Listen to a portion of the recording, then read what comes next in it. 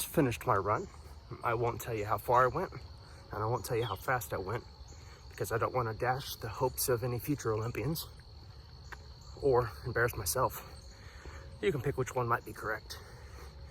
But today is Michaelin's birthday, so I'm going to take a shower, go buy a cake. We're going to talk about work. Work.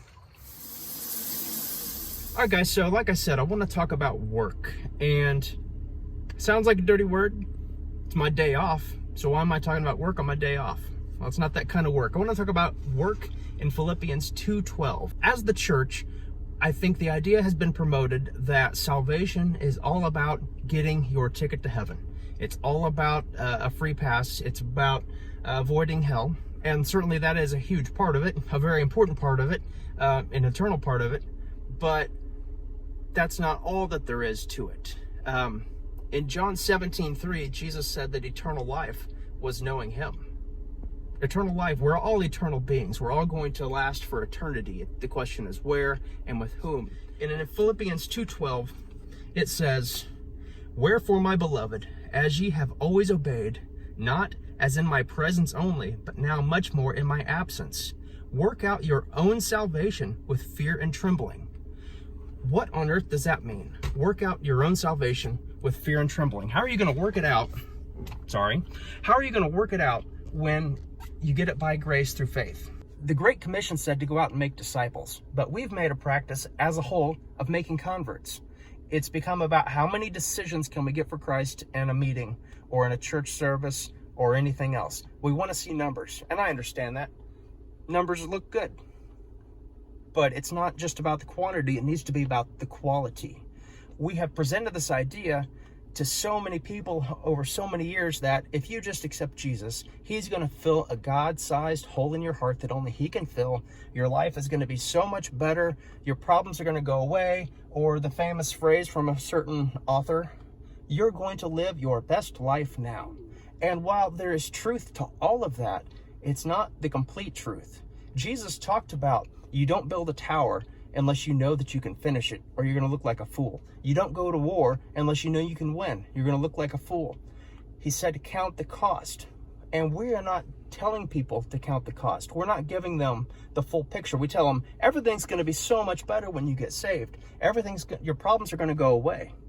But the reality is, Jesus said, you're going to have problems. You're going to have problems just because you become a Christian.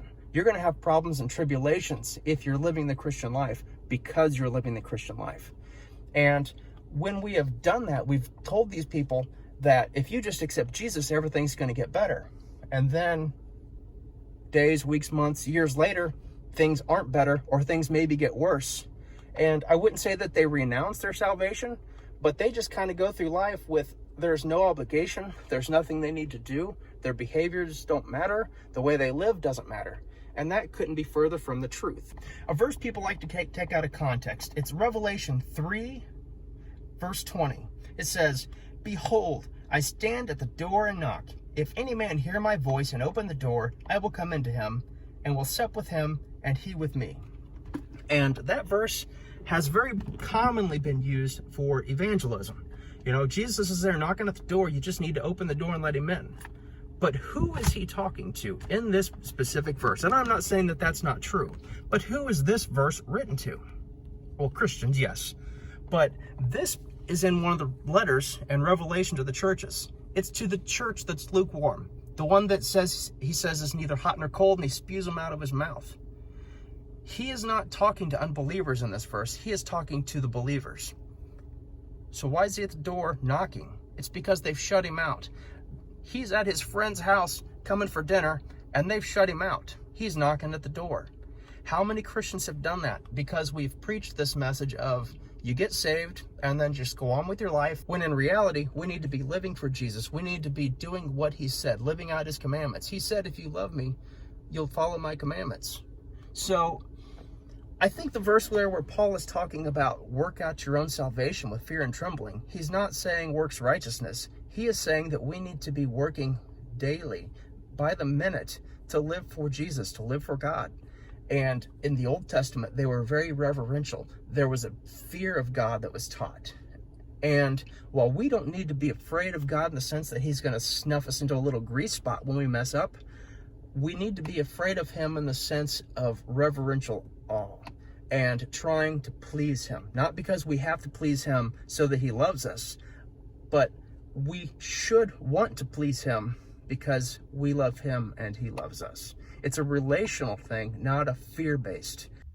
Who would have thought we'd be putting on a mask one day just to buy a birthday cake? But here we go.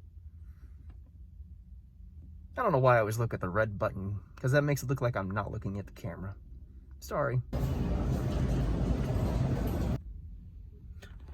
All right, I got my cake, and I had this thought while I was in there, kind of going with what I was talking about with giving people the picture that it's not just going to be easy.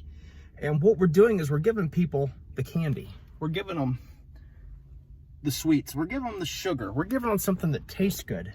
But you can't live on cake alone. You need coffee too. No, just kidding. But we need to eat a more healthy, balanced diet. Just eating cake obviously is not good for us. But then we give these new or potential new believers candy. We give them cotton candy. We give them Coca-Cola.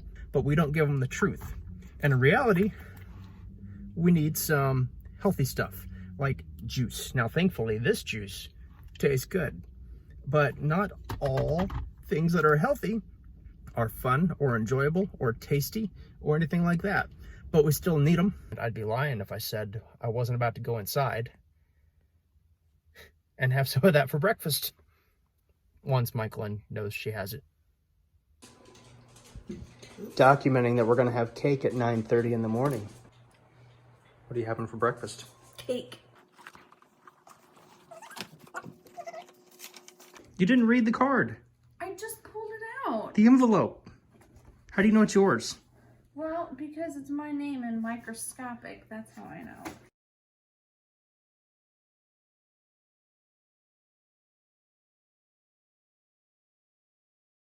I told you not to.